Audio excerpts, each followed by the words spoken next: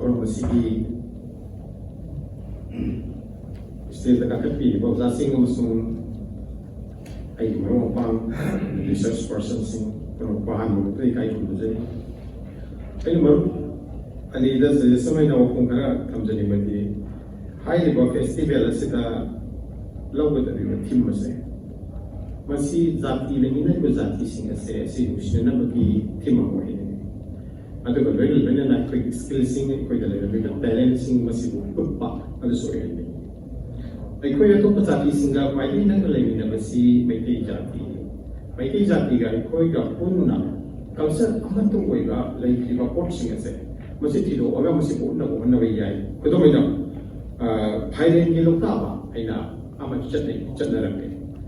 मधुआई लोगों में यहाँ फांदे सब का मतलब दा बाहर खाना उन्हें वो मतलब दा अगर अंशिंग ने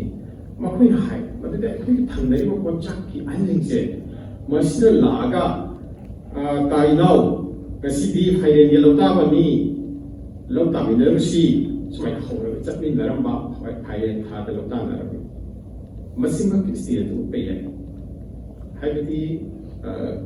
मेंटी अमगा पागल अमगा लोमी पिजोन चैनल लगा ऐबदी फैजोम से पे अमसंग कोई फैजोम में ये पे अदोई बिगो पाक को ये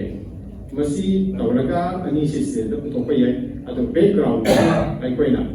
डायलॉग मती मता कुदो में ताइनाओ कसी के फाइलें ये लोटा बनी लोटा मिनरसी का काइना हाइबा खोजे लमा लाहिबा समय तो ये अदी मुगना di matang da muna kuna sam naminarami may game sa pangalsi sumay kam sa naminarami sising je putpe adu kamana ai kui pangan singi ari iba matandagi hauji phawda ola iba culture gi mongse to me nubi singi patang hai le ko ahan bada ima mai ti singna angan matamda phane amsung khudai sila salamba badala yam hachilam na ba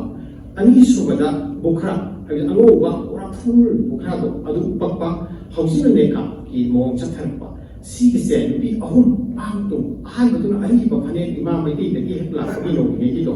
अदु मसलबा अनि सोबदना बुखरा अनु बुदु मलबा अहुम सोबदन लेका अमु बुदु ललबा अदु अहुम से तुम थमा के सतन बसुए